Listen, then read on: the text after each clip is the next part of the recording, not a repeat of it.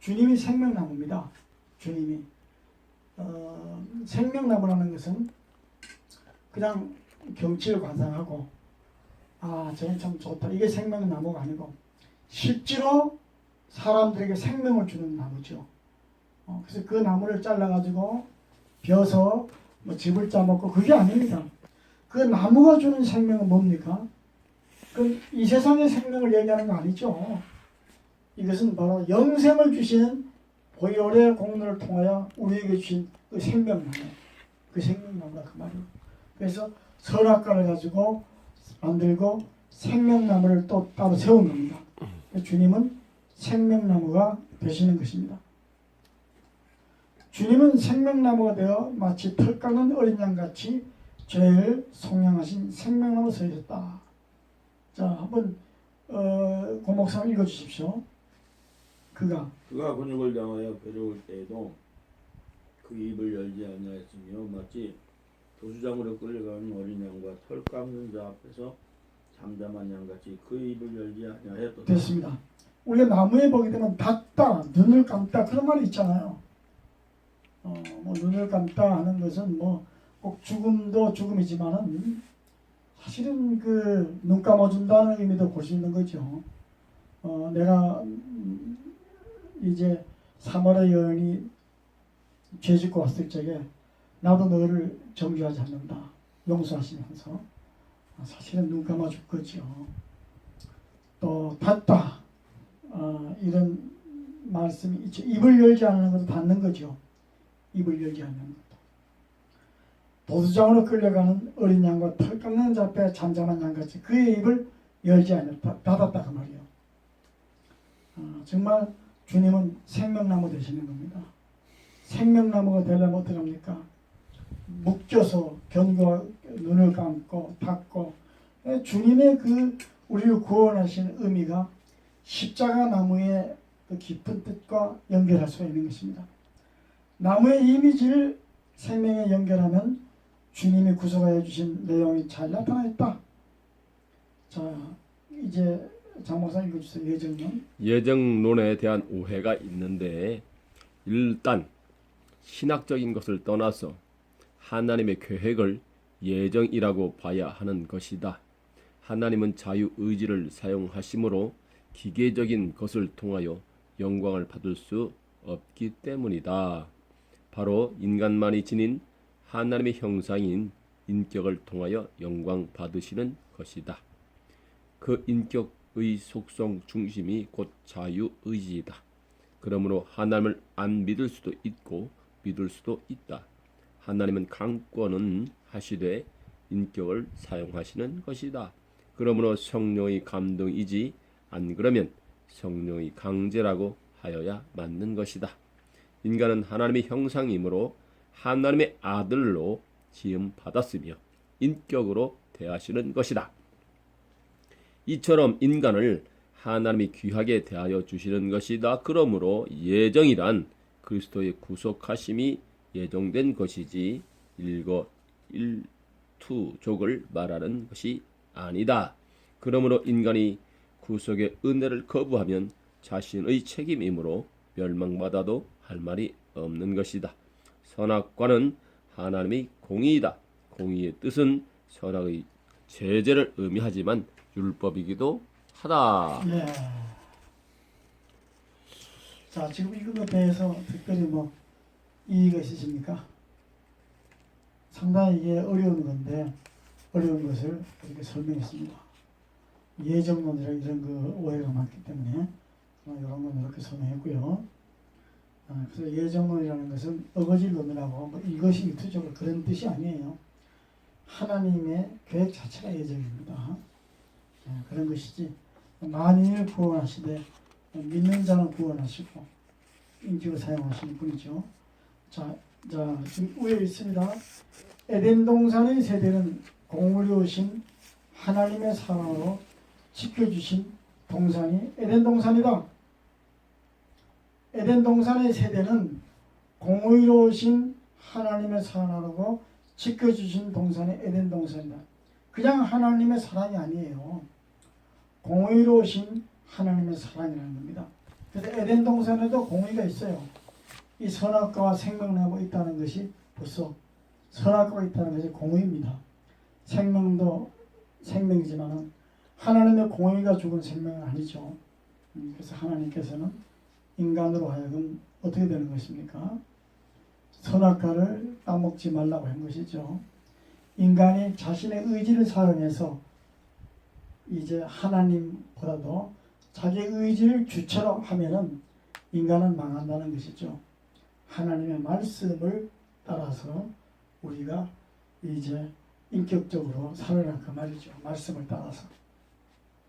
내 의지를 따라서 인격적으로 사는 것이 아니고 하나님의 말씀을 따라서 인격적으로 사는 거예요.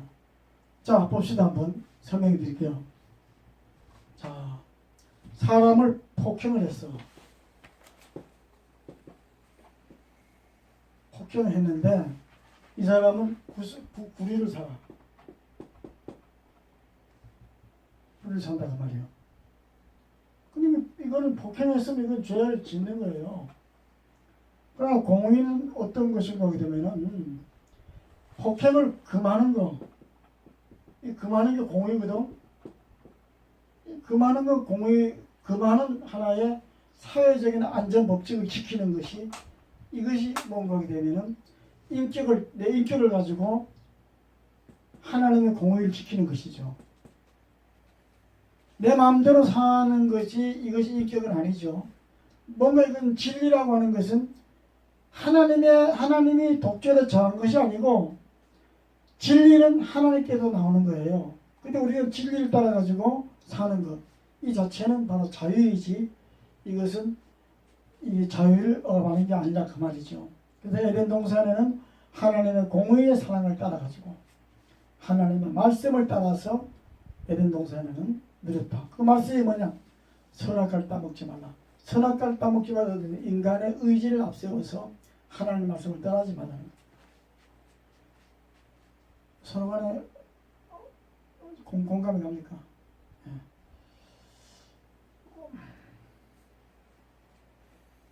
그 다음에 여기 보면 동산을 자 읽어보십시오. 장명 목사님. 그래서 에덴 동산의 동산을 간의 뜻처럼 방어하다 지키다는 바로 사탄을 방어하고 하나님의 공의가 서 있고 주님의 구속하심이 서 있는 에덴 동산인 것이다. 이미 아담이 범죄하기 이전부터 주님의 구속하심이 생명과와 선악과를 통하여 예배된 것이다. 하나님의 공의가 없는 속량은 있을 수 없고 주님의 속량 없는 생명과는 없는 것이다. 세상은 천국을 기업으로 주시기 위한 과정이지 하나님의 원 목적이 아니다. 그런 의미에서 세상은 천국 시민을 만드는 훈련장이라고 보는 것이 맞다. 세상에서 거기까지. 자, 우리 한글 번역에는 에덴 동산 하면은 가든이라고 이렇게 합니다. 그러나 그렇게 하기 때문에 뜻이 없어요. 그래서 우리 목사님들은 필히 원어를 하셔서 성경의 진수를 꼭 알아내야 되는 겁니다.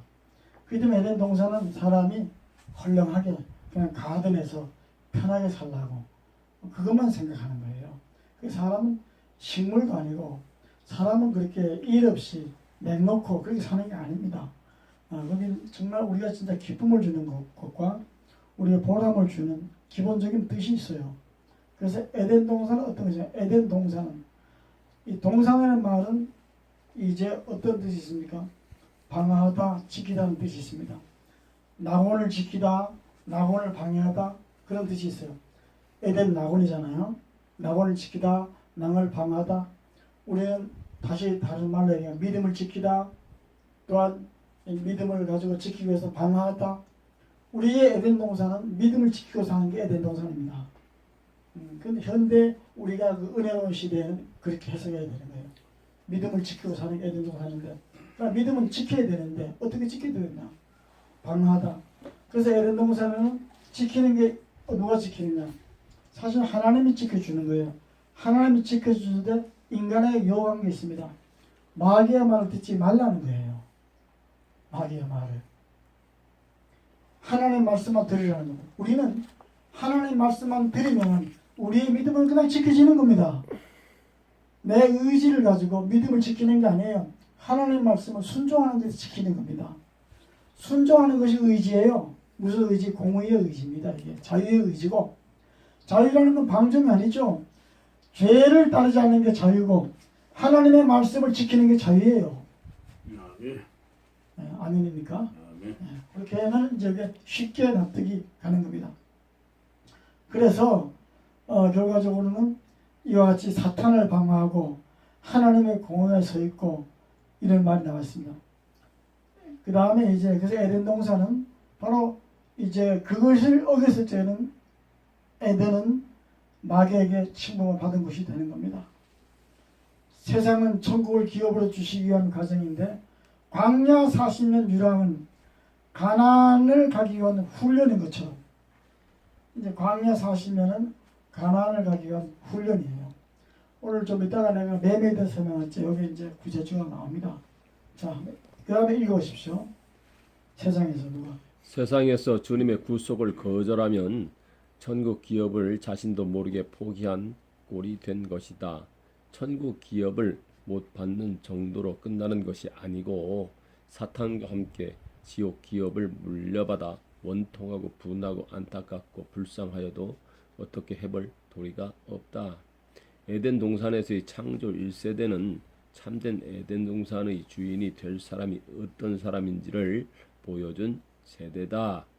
아담 부부가 쫓겨남으로 하나님의 공의와 사랑을 잘 알게 되고 에덴 동산의 행복이 그저 온 것이 아닌 하나님이 어떻게 지켜 주신 것인지 알게 된 것이다. 그러므로 주님의 구속하심을 잘 보여준 세대다.